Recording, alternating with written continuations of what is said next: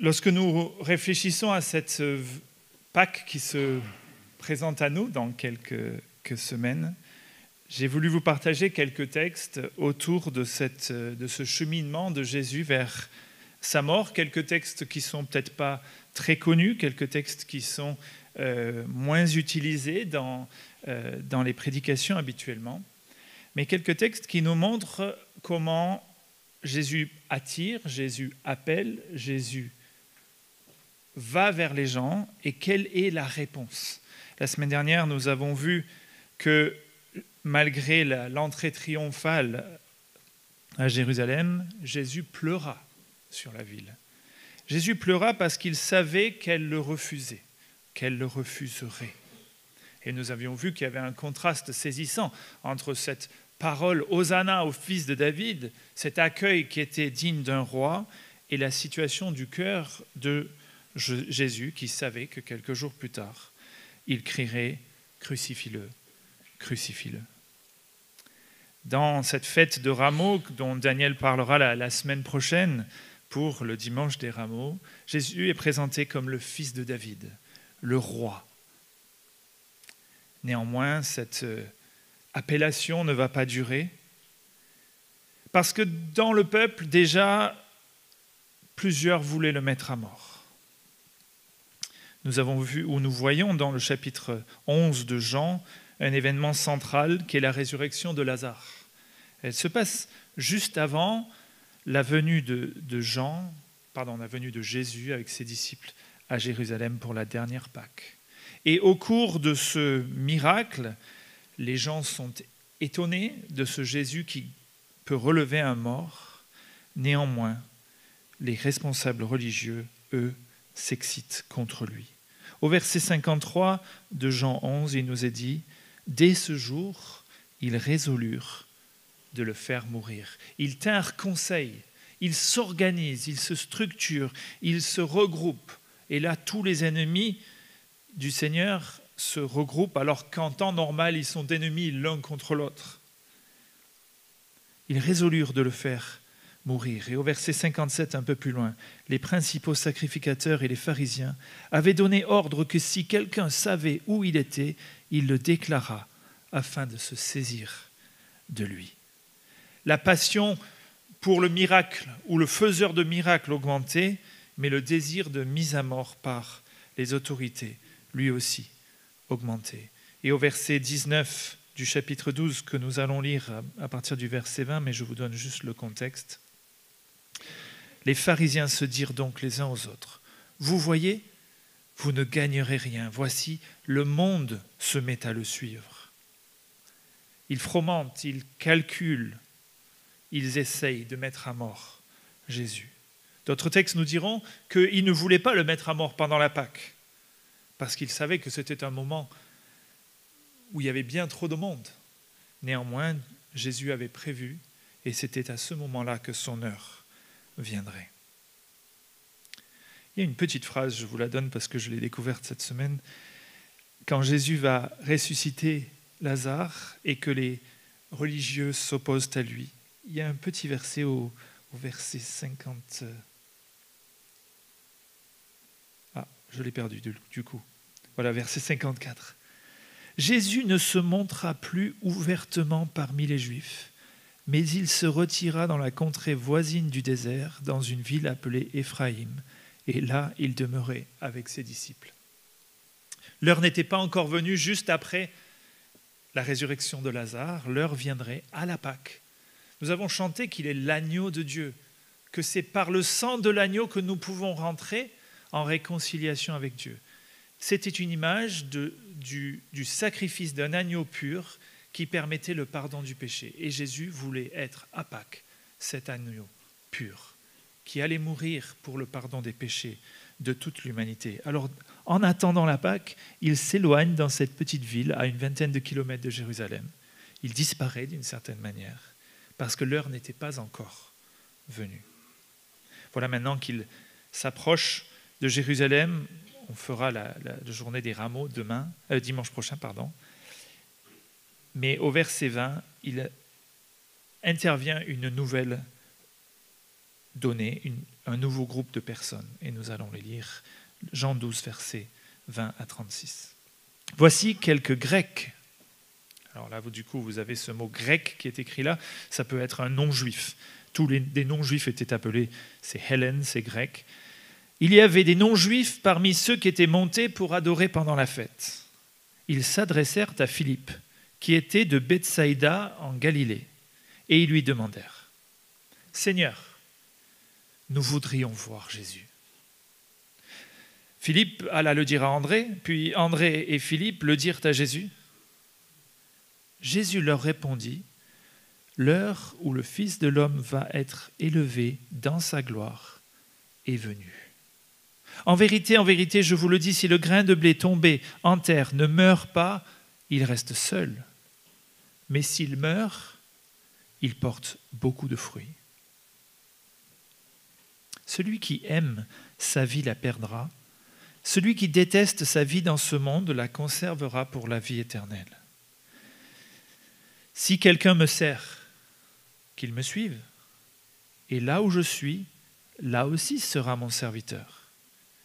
Si quelqu'un me sert, le Père l'honorera. Maintenant, dit Jésus, mon âme est troublée. Que dirai-je?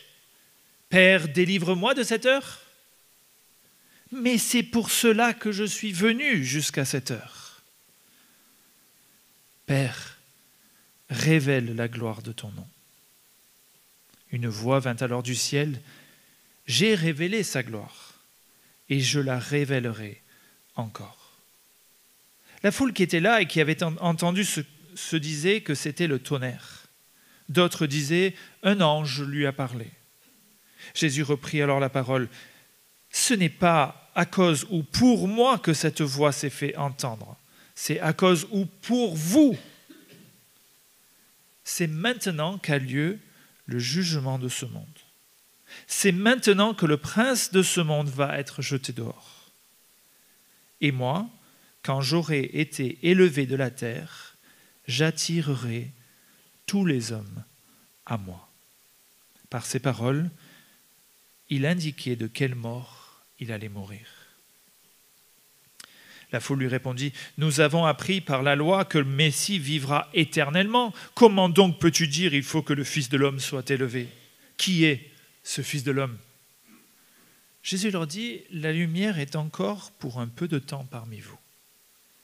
Marchez pendant que vous avez la lumière, afin que les ténèbres ne vous surprennent pas. Car celui qui marche dans les ténèbres ne sait où il va. Pendant que vous avez la lumière, croyez en elle, afin de devenir des enfants de lumière. » Après avoir dit cela, Jésus s'en alla et se cacha loin d'eux. Texte pas très connu, texte étonnant dans ce temps des rameaux, ce temps de fête, ce temps d'entrée de Jérusalem. Le point principal, ou le premier point qu'il nous faut voir, c'est qu'ici, ce sont des Grecs qui viennent à Jésus pendant la fête. Il y a des Grecs, ou les non-juifs, qui étaient des prosélytes, qui reconnaissaient Dieu et qui venaient au temple pour les grandes fêtes. Ils étaient limités dans leurs accès à Dieu. Ils avaient la cour des gentils, comme on disait, ou la cour des païens. Ils n'avaient pas le droit d'aller plus loin. Néanmoins, ils venaient pour ces grandes fêtes. Et voilà que ces non-juifs, ces Grecs, viennent chercher Jésus. Alors, ils rencontrent ce premier, il s'appelle Philippe. Donc, ils viennent voir Philippe et il lui dit, « Est-ce que nous pourrions voir Jésus ?» Je ne sais pas pourquoi ils vont voir Philippe particulièrement. C'est un prénom grec, peut-être que ça y joue. Il est de Bethsaïda, qui est une ville en Galilée qui n'est pas trop loin de la Décapole et de ces villes un petit peu païennes. Donc peut-être qu'ils ont dit, là peut-être que nous avons une porte d'entrée. Mais vous avez peut-être remarqué avec moi peut-être la crainte même qui était dans la pensée de Philippe. Qu'est-ce qu'il fait Philippe? Il va dire, je vais chercher André, hein. André, il est de Bethsaïda, c'est son copain aussi, c'est le pêcheur. Et puis, c'est le frère de Simon-Pierre. Alors, peut-être que ça va aider pour faire des non-grecs venir voir Jésus. Non, dans leur esprit, c'est quasiment impossible. Pardon, des non-juifs, des grecs. C'est impossible. Tu n'as pas accès. Toi, tu es dans la cour des gentils, c'est nous qui allons plus loin, c'est nous qui arrivons auprès de Jésus. » Alors, dans leur esprit, peut-être résonner ces quelques phrases. Dans Matthieu 10, Matthieu 10, verset 5, Jésus leur avait dit, lorsqu'il avait envoyé les disciples, « N'allez pas vers les païens, n'allez pas vers les non-juifs, n'entrez pas dans la ville des Samaritains. » Donc ça, c'était le premier envoi que Jésus avait fait. Il leur avait dit, « Restons parmi le peuple d'Israël. » Ensuite, Matthieu 15, verset 24, Jésus lui-même, lorsqu'il était en contact avec la femme cananéenne, avait dit « J'ai été envoyé qu'aux brebis perdues de la maison d'Israël. » Donc dans leur tête devait résonner cette idée « Jésus est venu pour les Juifs. » Que faire de ces Grecs qui viennent et qui disent cette phrase qui est super belle ? « Seigneur », donc il parle à ses disciples comme s'ils étaient des seigneurs ou des maîtres ou des responsables. « Nous voudrions voir Jésus. » Vous voyez comment cette phrase se contraste complètement avec le peuple qui, lui, était en train de refuser Jésus. Et ici, ce peuple non-juif dit « Je veux voir Jésus. Pourrions-nous le voir? Pourrais-tu nous y amener ?» Alors, ils allèrent voir Jésus.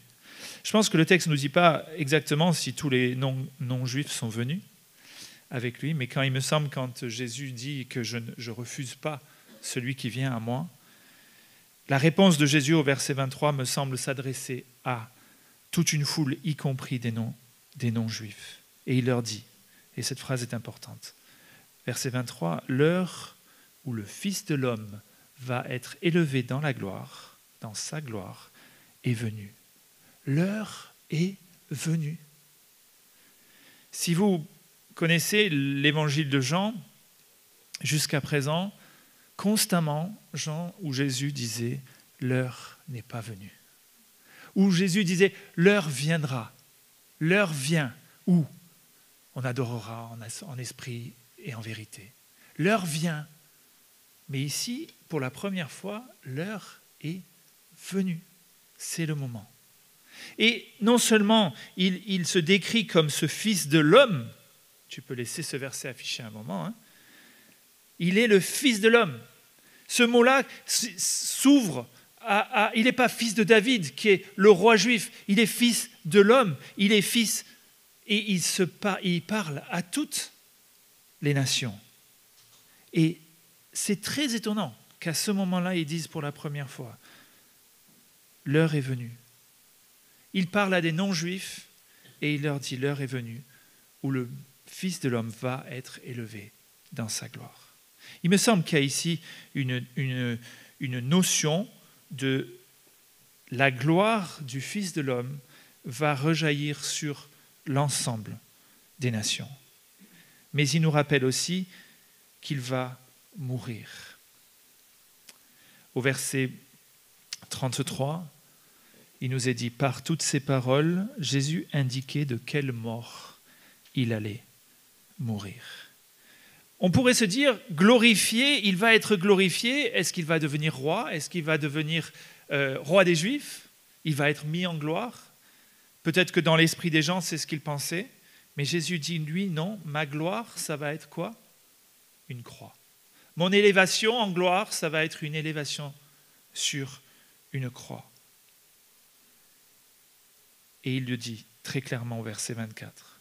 Si le grain de blé ne tombe en terre et ne meurt, il reste seul. Mais s'il meurt, il porte beaucoup de fruits. L'heure de gloire de Jésus va arriver.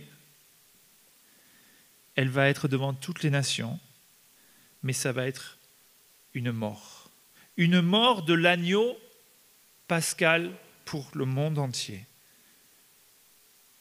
Il nous dit que si le grain ne tombe en terre et ne meurt, il ne peut porter du fruit. Et Jésus dit, je vais, moi, mourir et spirituellement porter du fruit sur toutes les nations. La gloire va être un thème important des prochains chapitres de Jean. La gloire, glorifie ton Fils, va-t-il demander.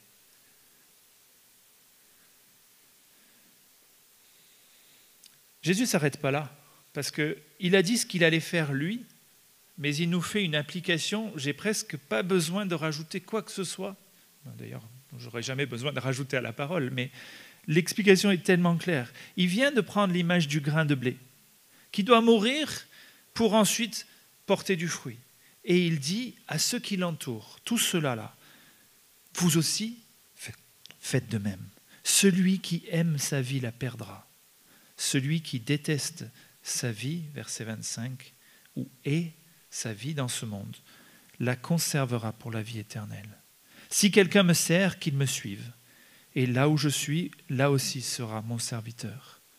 Si quelqu'un me sert, le Père l'honorera. Jésus dit, moi je suis prêt à mourir et à donner ma vie. Et vous ? C'est l'invitation qui nous donne de ne pas nous centrer sur nous, mais d'être capable de donner ce que nous sommes, qui nous sommes, pour porter du fruit pour son royaume. Celui qui aime sa vie dans ce monde la perdra. Celui qui hait sa vie dans ce monde recevra un salut et une vie éternelle, l'honneur même du Père, la présence du Seigneur, la présence du Sauveur. Jésus nous parle ici naturellement d'une soumission, se soumettre à lui, le suivre, le servir. C'est peut-être pas à une mort physique qu'il nous appelle, mais c'est mort à nous-mêmes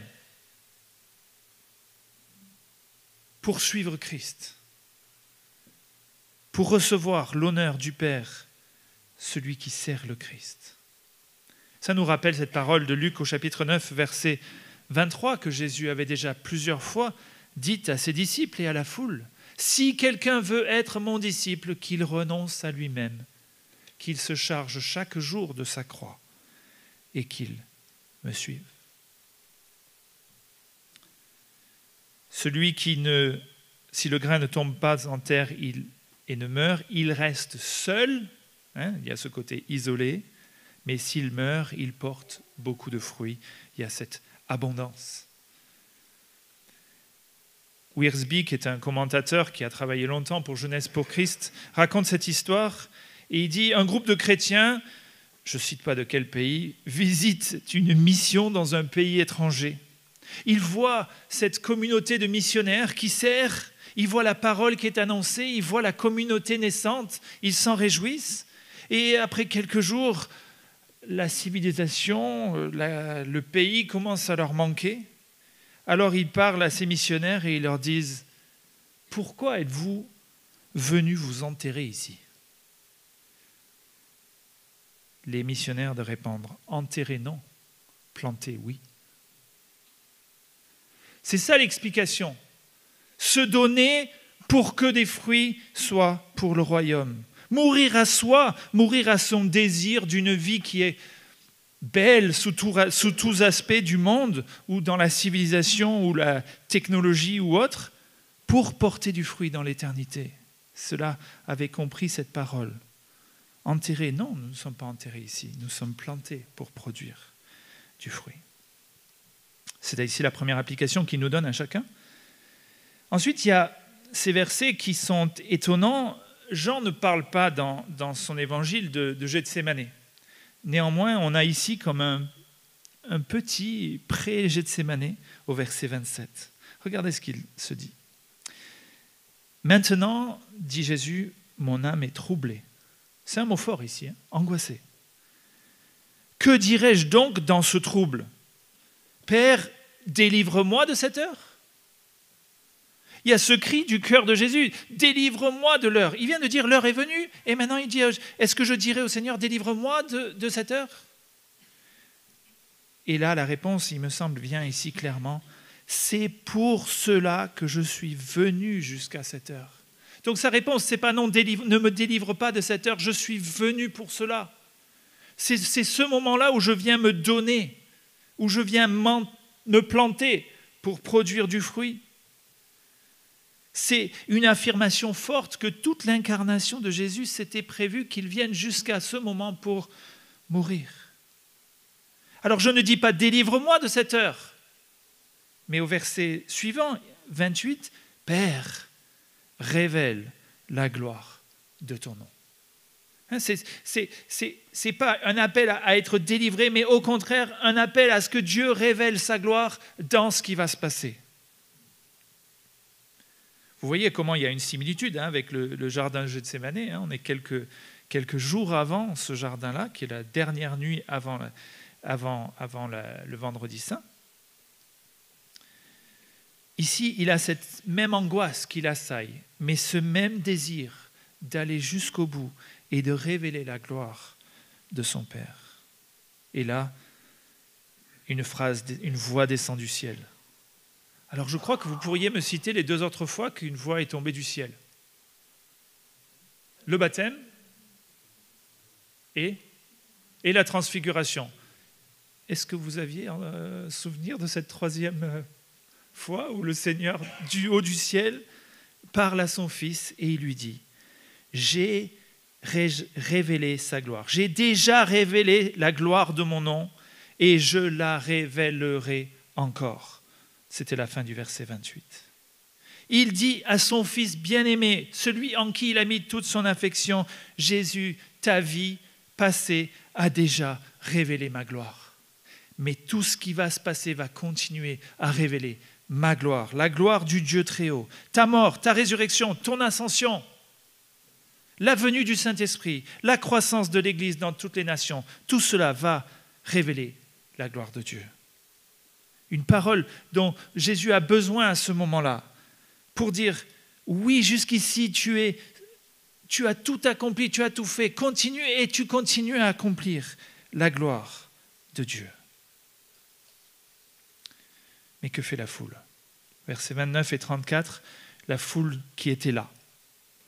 Cette foule, sûrement celle qu'il avait déjà accueillie, celle qui était à l'entrée peut-être du temple, à l'entrée de la ville, il n'est pas exactement écrit où ils sont à ce moment précis. La foule qui était là et qui avait entendu disait « c'était le tonnerre ». Vous voyez l'incrédulité de cette foule. D'autres disaient « un ange lui a parlé ». La foule répond avec incrédulité à ce Jésus qui révèle la gloire de Dieu. Alors Jésus reprend la parole et il leur dit, verset 30, « C'est pas pour moi que cette parole a été donnée, c'est pour vous qu'elle a été donnée. » Ici, dans la traduction, c'est « à cause », mais ça peut tout à fait être le mot « pour ». C'est pour vous que cette voix s'est fait entendre. Voici verset 31. Comment Dieu va-t-il révéler sa gloire ? Voici comment il va le faire. C'est maintenant qu'a lieu le jugement de ce monde. Première chose. Verset 31. C'est maintenant, l'heure est venue, le monde sera jugé. Les valeurs, les philosophies, le péché, l'orgueil de ce monde va être jugé. Le cosmos ici, c'est le mot qui est utilisé. C'est un appel à quitter ce monde, à détester la vie dans ce monde, à ne pas se conformer à ce monde. Ce monde-là va être jugé. Première chose qui révélera la gloire de Dieu. Deuxième chose, c'est maintenant, dit-il encore, que le prince de ce monde va être jeté dehors. Jeté dehors, chassé, renvoyé, privé de tout droit. C'est le même mot. Satan, l'homme fort de ce monde, qui tient les hommes captifs et esclaves, va être rejeté ou jeté dehors par celui qui est plus fort que lui. Vous vous souvenez de cette parole dans Luc 11. Si l'homme fort tient sa maison, très bien, mais un homme plus fort que lui arrive et alors il prend le contrôle et il jette en pâture les biens de l'homme fort. Ici, l'homme fort, le premier homme fort, c'était Satan. Le deuxième homme fort, qui est encore plus fort, va venir. Et Jésus dit, je suis ce plus fort qui va venir et qui va jeter dehors le prince de ce monde.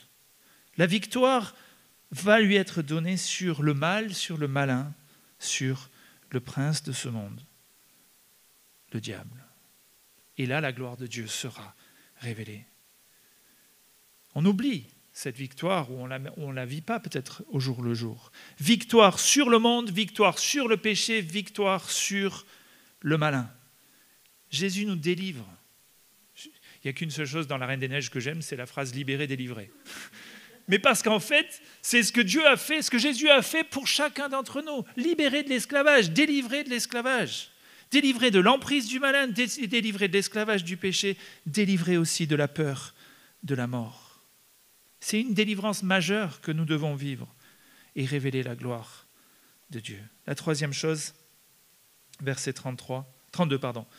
Quant à moi, quand j'aurai été élevé de la terre, j'attirerai tous les hommes à moi.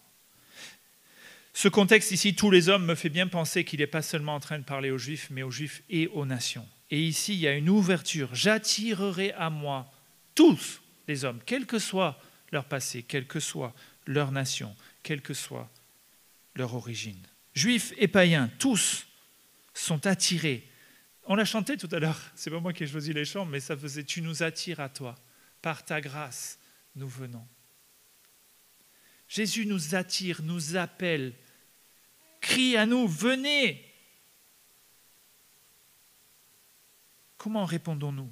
Comment cette foule va-t-elle répondre? Comment ces non-juifs vont-ils répondre? J'empiète un tout petit peu sur un texte que lira peut-être Daniel la semaine prochaine, mais c'est dans Ésaïe au chapitre 11 et au verset 10. Il est une prévision donnée déjà dans le prophète Ésaïe. En ce jour, le rejeton d'Isaïe sera comme une bannière pour les peuples. Les nations se tourneront vers lui et la gloire sera sa demeure. Ici, le prophète annonçait déjà qu'un rejeton, fils d'Isaïe, Isaïe c'est le père de David, donc fils de David, sera élevé comme une bannière pour le peuple, élevé, mis en haut, mis en gloire. Et toutes les nations se tourneront vers lui. Ici, on est dans le tout début de l'accomplissement de cette promesse. La gloire de Dieu sera sa demeure. Il annonce à cette foule et il annonce à ces non-juifs et il nous annonce à chacun que l'on peut venir à lui. Mais cette élévation, alors je ne connais pas trop bien ce mot-là, élevé. Si on l'utilise nous aujourd'hui, on va forcément penser à élever en gloire dans le sens d'une position d'autorité. Il est élevé en tant que magistrat ou en tant que maire ou en tant que président. Mais dans le texte et dans la pensée des Juifs, ils ont tout à fait de suite compris que élevé dans ce sens-là, ça voulait dire élevé sur une croix, mourir sur une croix. Parce que le texte nous dit, par ses paroles, il indiquait de quelle mort il allait mourir. J'allais être élevé. Et eux, ils ont fait de suite le lien, ils ont compris. Et la foule lui répond, « Ah, mais comment est-ce possible? Le Messie doit vivre éternellement. Tu ne peux pas être élevé et mourir. » Donc on a encore cette incrédulité de la foule. Jésus se donne, il s'offre. Et la foule répond, « Oui, alors dans ma théologie, ton truc, ça ne marche pas bien là. Moi, selon comment je comprends la parole, le Messie doit vivre éternellement. Comment peux-tu dire qu'il faut que le Fils de l'homme soit élevé? Qui est ce Fils de l'homme? » Vous voyez comment, dans sa réponse, la foule, et c'est la conclusion que j'aimerais nous donner, parce que nous, on peut avoir la même réaction. Alors, ce n'est pas comme ça que je comprends les choses. Le Messie ne peut pas mourir. Ils se sont fait une idée de leur Messie. Et celui que Jésus présente n'est pas tout à fait celui qu'ils avaient prévu. Mais en fait, ils ont choisi certains textes dans la Torah ou dans les prophètes, mais ils en ont complètement oublié d'autres. Où est Ésaïe 53 et le serviteur souffrant qui doit mourir, accablé de toutes les maladies, accablé de tout le péché de l'humanité? Cela, ils l'ont bien volontiers oublié. Ils ont des certitudes inébranlables sur qui est le Messie, que Jésus vient percuter. Regardez la réponse de Jésus. Et c'est la réponse qu'il fait à chacun d'entre nous. La lumière, verset 35, est encore pour un peu de temps parmi vous. Vous habitez les ténèbres. La lumière est là. Elle est venue, mais c'est que pour un peu de temps. Vous voyez, l'heure est venue où cette lumière partira du milieu de vous. Alors il les met en défi. Marchez dans la lumière. Croyez, verset 36, croyez en la lumière. Éloignez-vous des ténèbres. Rejoignez la lumière. Écoutez-moi, croyez-moi. Je vous en supplie d'une certaine manière. Afin de devenir des enfants de lumière. Changement profond dans nos actions. On croit en la lumière et on devient enfant de lumière. Ça nous change complètement. Et le texte dit ensuite dans cette même phrase, similaire à ce que nous avons vu quand Jésus pleure sur la ville, et qui dit « Désormais, mes paroles, vous ne les comprendrez plus. Elles seront cryptées, j'avais dit la dernière fois. » Ici, il dit « Après avoir dit cela, Jésus s'en alla et il se cacha loin d'eux. » C'est le même mot. Crypto. Il se crypta d'eux. Il s'éloigna d'eux. L'offre est donnée. Comment on répond? Il demande au peuple de la saisir. Il demande à la foule. Il demande aux Juifs et aux non-Juifs. Saisissez cet appel. Je vous attire à moi. Pour vous donner le salut. Ne laissez pas passer l'occasion. Agissez. Et nous approchons de Pâques et nous allons voir la semaine prochaine les rameaux. La semaine d'après, le vendredi, nous aurons une prédication sur Jésus qui est élevé comme le serpent dans le désert. Et puis dimanche, nous fêterons la résurrection. Mais tous ces mots, tout ce temps-là est un temps d'appel où Jésus nous appelle à venir à lui, à se soumettre à lui. Il nous attire. Ne résistez pas. Ne restez pas dans les ténèbres. Prions. Seigneur, la suite de ce passage nous rappelle que la foule, malgré tous les miracles que tu avais faits en leur présence, ne croyait pas en toi. Seigneur, la foule te rejette malgré que tu aies déjà dévoilé la gloire de ton Père.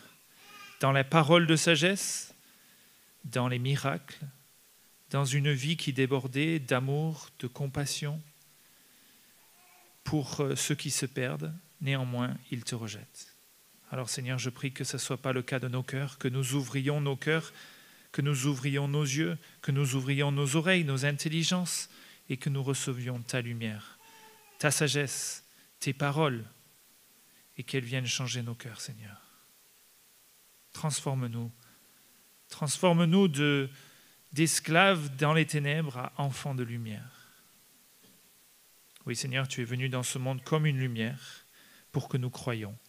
Et qu'en croyant, nous recevions une vie nouvelle en toi et que nous ne restions pas dans les ténèbres. Alors, Seigneur, que cette parole parle à nos cœurs. En ce temps de Pâques, en se souvenir de ce que tu as fait pour nous. Que ta gloire éclate. Amen.